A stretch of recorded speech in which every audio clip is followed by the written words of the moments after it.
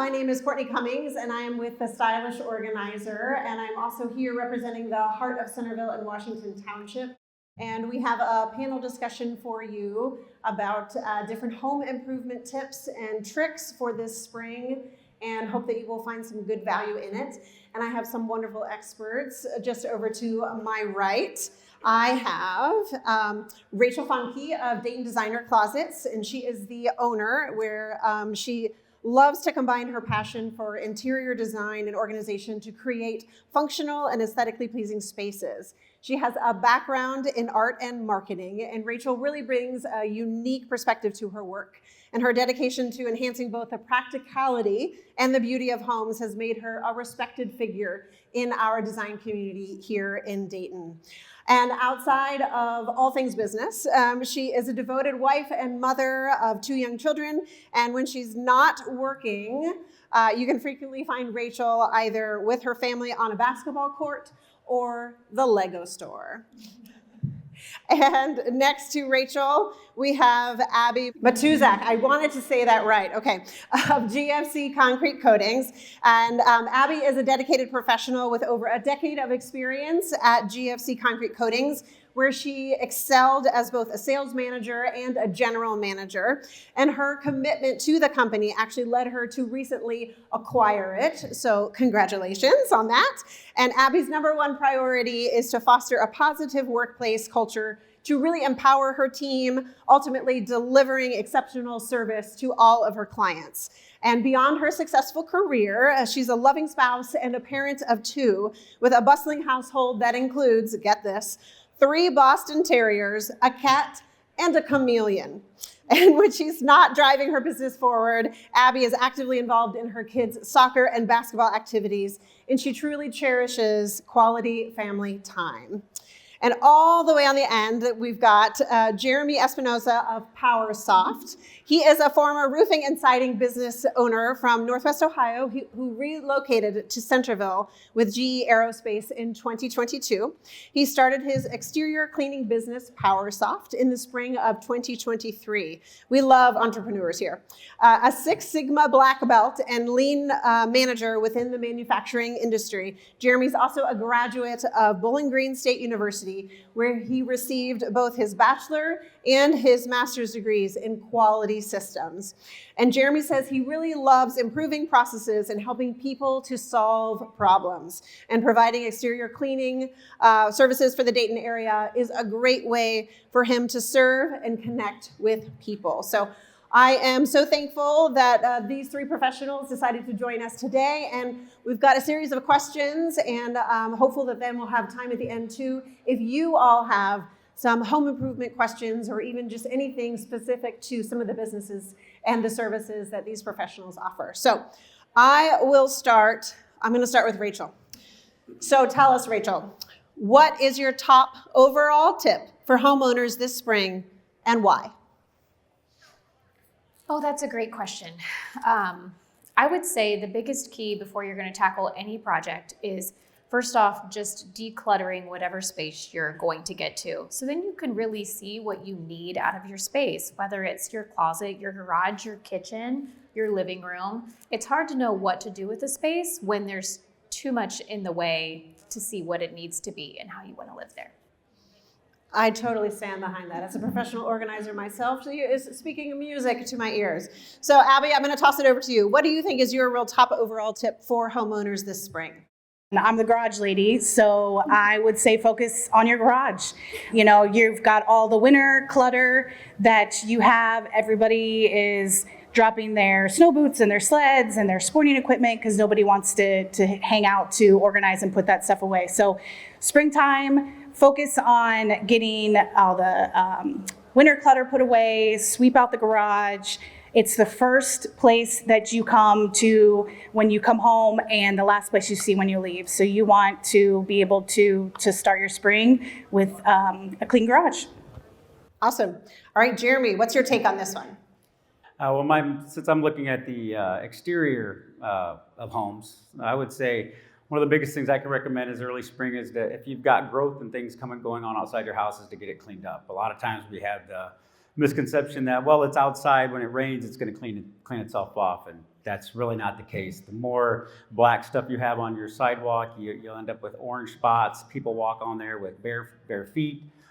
Getting some of the concrete surfaces clean, it really makes a big difference the before and after when you think like you get used to seeing something dirty so long that you think that's the way it's supposed to be. And it's really a night and day difference, once you remove all of that bacteria. Same way with the stuff that grows on the side, like the north sides of homes and roofs.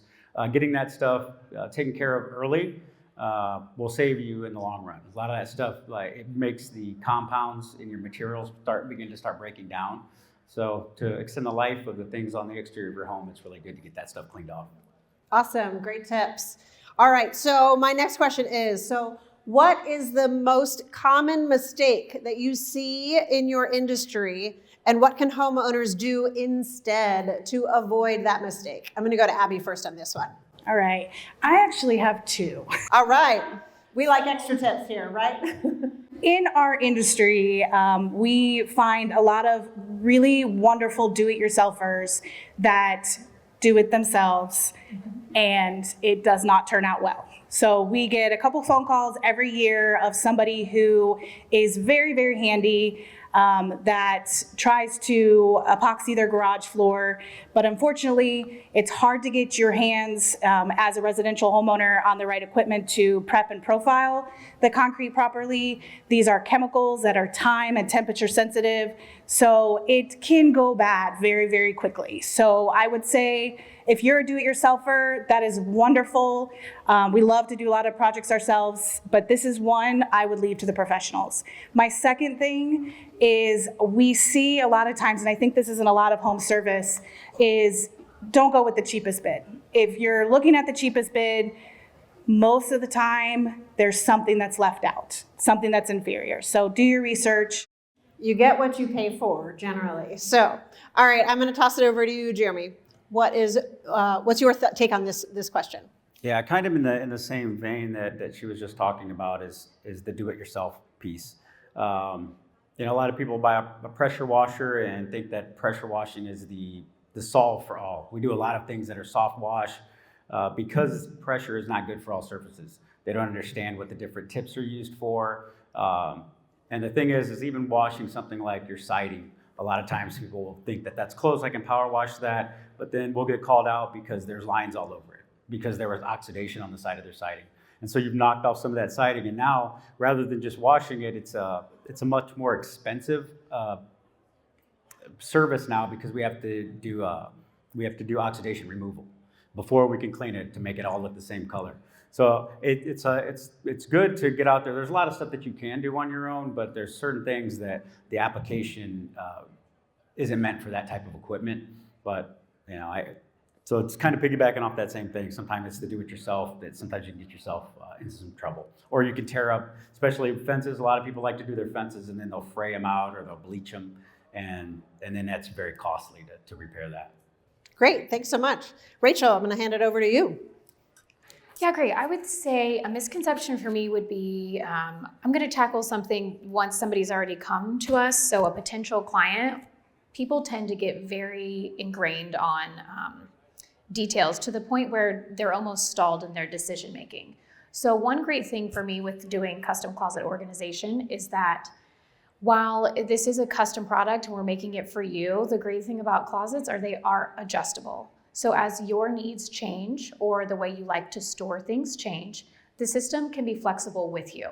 So we don't need to be too nitty-gritty on all the details of the system, and really just make it a much more easy process for you. In a couple years down the line, if your needs change, that's fine. We can come in and help you adjust it. A lot of the times the adjustments can be made just by the clients themselves. Awesome, thank you. All right, so what is one tip that whether it's in your industry, honestly, or just in general, that you would recommend that really will help a home's resale value, and why do you feel strongly about that? We'll start with Jeremy. Well, obviously cleaning the exterior of your home before you sell it. I mean, really that's anywhere from 10 to 15%, market value, because you get that wow factor when you come up to a home. So we work with real estate agents that want to get driveways clean, the roofs, get the moss off the roof, get the the algae off of the siding and things like that, get the windows, so everything pops, get that curb appeal. So I would say that's one of the big tips. That's why we try to make sure that we can do the whole area, that you don't have to call multiple people. Whatever exterior surface you need cleaned, we can get that taken care of. That way you really get that curb appeal and up that resale value. All right, Rachel, what do you think is going to really improve someone's home resale value? Yeah, there's a lot of great things you could go to here. Obviously, making sure it's clean, decluttered, smells nice. But I think when you're living in your home the way you need to live in your home, not necessarily worried about resale value, it shows so much better. Because if your storage makes sense for you, while it might not make sense to the person who's moving into it, you're automatically keeping it cleaner, more inviting, and your home has a real feel to it. It's got its own heartbeat, if you will. And people feel that when they come in and tour, and it doesn't just feel like a little model home. Sterile. A little or sterile, yeah, sort of yeah. institutional. Absolutely. All right, Abby, what's your take on this one?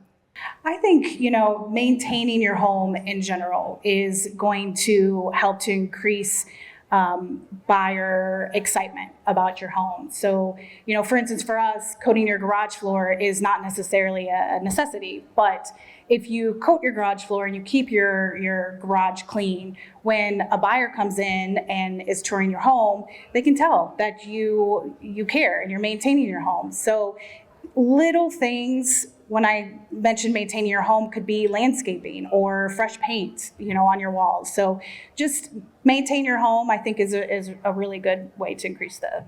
Yeah, absolutely. So I think it's definitely, these are good points. I think it's definitely to the point that we're doing these small things incrementally and keeping up with the momentum of the care and such for your home really makes it easier, so that you don't get to the point where you go, oh my goodness, I have this huge project that I have to do. But if you're continually maintaining and upkeeping your home, then it's definitely going to be not only easier for you, but also will increase the value of your home when it does come time to sell. And spring, as I think almost everyone here in this room knows, is a big time for selling your home. So great tips. Thanks, guys. All right, moving on to our next question. Let's see. This is sort of a different one. I'm interested to hear the answers. What is a misconception about your industry, and how would you like to potentially clarify said misconception? I'll start with you, Abby. A big misconception in our industry is that all coatings fail. I hear it all the time when people come through, these trade shows like this. Oh, I had one, but it started to peel up. So not all coatings are the same. So there are many different materials that you can put down. And if you hire a professional that can get commercial grade products and can prep the concrete properly and apply it properly, these coatings can last you a lifetime. So don't get worried about your neighbor's garage that looks terrible because his coating is peeling and failing, because he probably tried to do it himself. DIY project. That's what I was going to say. Yeah. Okay. Rachel, what about you? I would say most people tend to think of custom closets as this really bougie, grand thing where you have to have a huge closet that you could potentially hold a dance party in. And that is just not the case. While we love those kinds of transformations, and we do them, most of our projects are more efficient, economical, and just for the everyday person who's sick of losing their items in their closet, wants a little bit more function, potentially a little bit more style, but mostly just a nicer place to get ready in the morning. Fantastic. Awesome. And Jeremy, what about you? What is one misconception in the industry that you work on, and how do you want to sort of tackle that?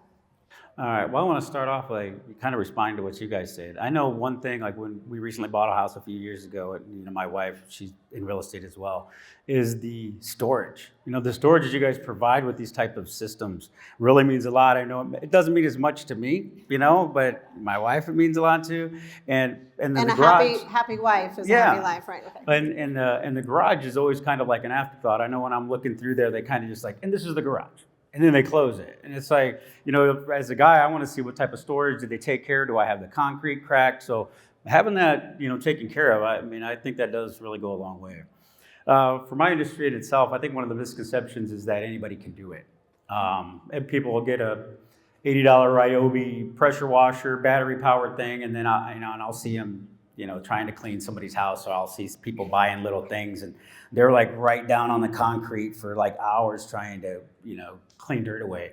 Also, you'll see them power washing a roof, and you don't want to use any type of power up there on a roof. I see them blowing their shingles off, things like that. So then they're causing all of that damage. And I think that's one of the biggest misconceptions, like, oh, well, it's just power washing, we can do it, or I'll just go grab one, or that's as much, I can go buy one and do it myself, and then you get a call back later saying, hey, I tried to do it myself and it didn't really work out right. So I think that's one of the misconceptions. There's a lot of stuff you can do yourself with a pressure washer.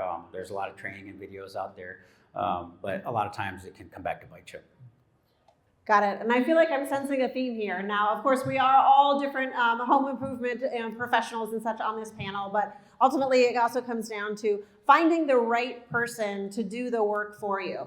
And as we've sort of discussed, there are definitely times that DIY is a great way to go, but there's also a time to be honest and realistic with yourself and what you are capable of and what essentially you really want the finished product to be and how long you want it to last, to potentially invite in some of these professionals, whether it be these three lovely people up here or any of the people that are exhibiting or any of our members of the Heart of Centerville to help you out in those specific areas for those projects. And I imagine you will definitely then, trust me, you'll be happier in the process. All right, we've got one more question. Okay, so this is a fun one. As a professional organizer, I love sharing my own stories about different client transformations and some of the favorite projects that I've worked on. So I wanted to give that over to these guys so that they could tell us about one of their favorite improvements that a client or a customer did and why it was their favorite. I'll toss it to Rachel first. Okay, this one is so hard because they're all so fun for so many different reasons. And what's so great about working in a service industry is we get the opportunity to just really know our clients and understand them and build something that's just for them. I think one unique situation we had was for a lady who had recently had a stroke and she had lost the ability to use the one side of her body. And so her storage needs were dramatically different than most of our clients. And we worked with her very closely on what could really make sense for her in improving her life because she still wanted to be able to get ready independently and feel pretty and do all of those things that she was used to doing. And so with our guidance and some creativity, we were able to accomplish that for her. And we really just felt like that was a big moment for her in that. Absolutely. I think ultimately too, all of us up here just love to help people and love to make things better and more functional and just easier for people. So that's a great story. Thank you. All right, Jeremy, what about you? What's a client upgrade that just really excited you and that you really enjoyed potentially working on? One of the jobs I did last season, there was a Facebook post, hey, does anybody know somebody that can do power washing? And I just kind of put my website in there. I got a call the next day. It's like, yeah, I can come out and take a look. Can you come out today?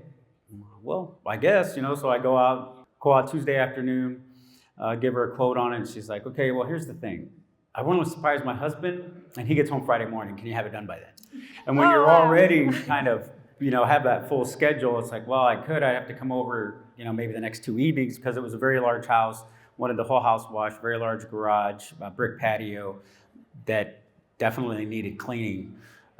So, working late into the night when you start losing light just to get it done. And then they get a phone call on Friday saying, hey, I was totally surprised. You did a great job. And so, you can't always fit someone like that in, but sometimes you go the extra mile. And I think, it goes a long way for referrals and things like that they know that you'll go the extra mile to take care of people. Absolutely. That's a great story. Surprises, I think, are always fun, as long as they're good surprises at that. Abby, what about you?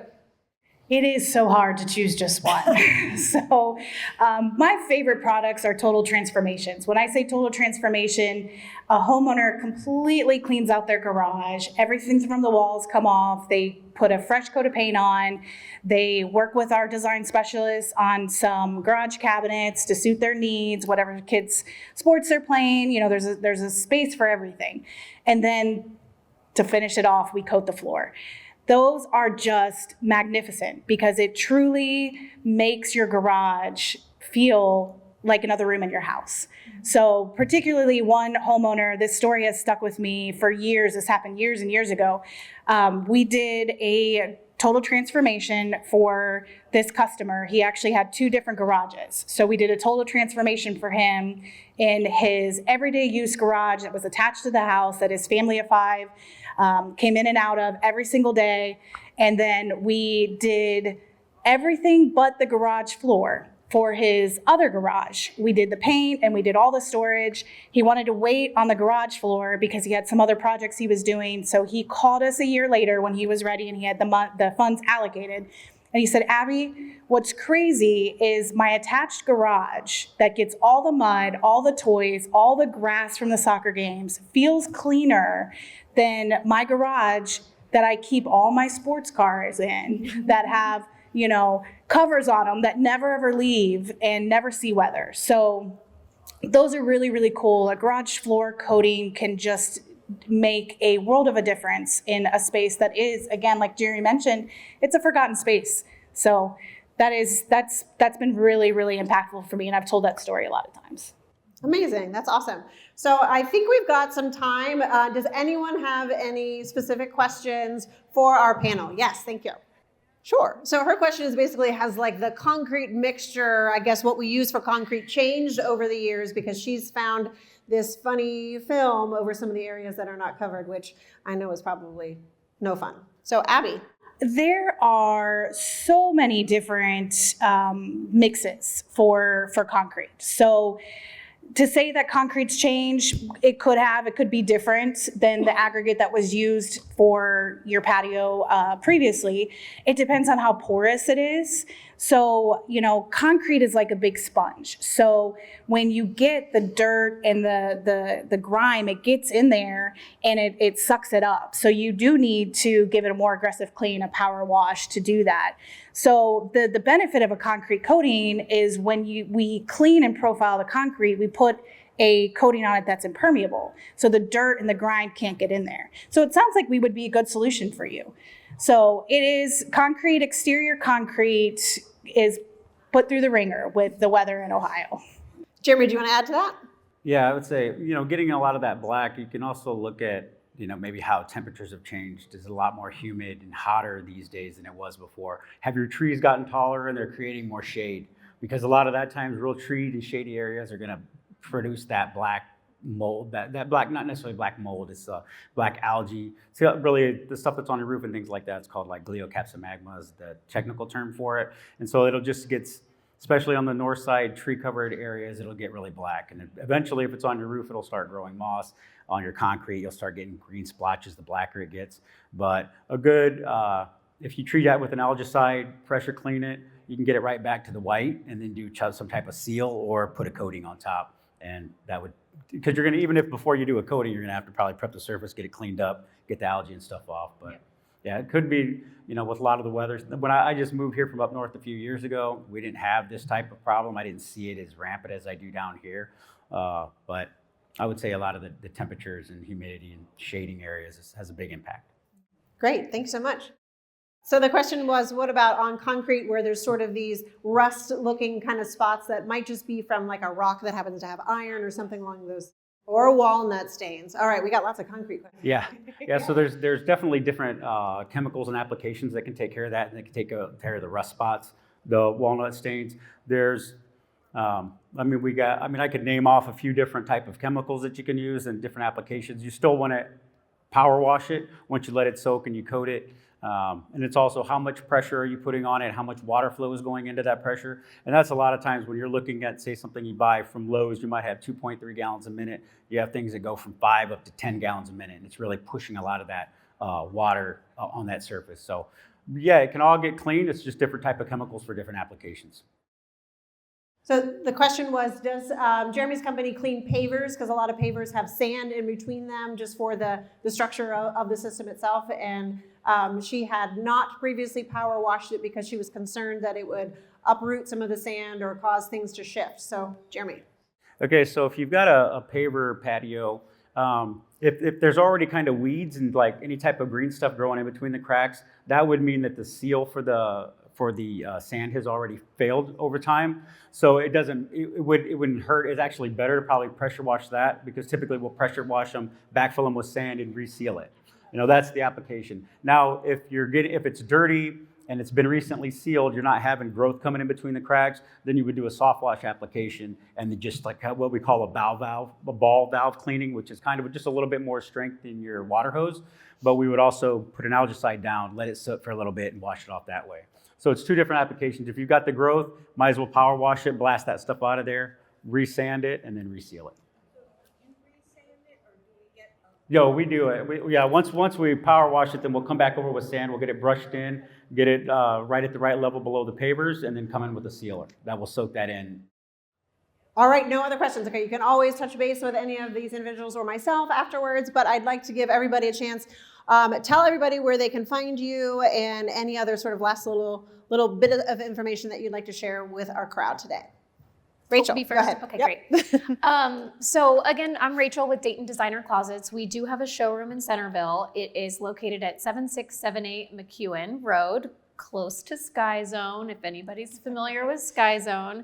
And all of our design consultations are complimentary. So if you have a project that you're considering or you don't know if your space could be better, have us out. We'd love to take a look at it.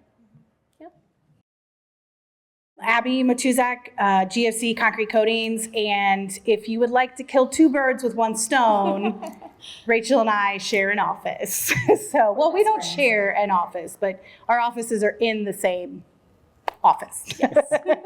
Also this guy's. Yes. So, we actually, just a long story short, our two companies were one company at one point, and we grew the storage and garage cabinet side so much that we've actually separated into two. We have two exclusive install teams, but we decided we always wanted to live together. We have a lot of the same customers, and so you can find us at 7678 McEwen Road, right by Sky Zone. We'd love to see you out there at our showroom. All right, Jeremy Espinoza. I'm with PowerSoft, located here in Centerville. It's right out here in the Black Oak community. Got a website, powersoft.live, powersoftllc.live. So go ahead and look me up, or you can catch me at my booth over here. Awesome. So I definitely want to thank these panelists again today. And again, my name is Courtney Cummings. I'm with The Stylish Organizer. You can find me at thestylishorganizer.com or at The Stylish Organizer on Facebook and Instagram. And we'd always love to help you with any of your projects. And if you have any other questions, please feel free to come up after our panel and you can discuss with any of our experts. And also, please visit all of the different Heart of Centerville vendors that are out there if you haven't had a chance to go around.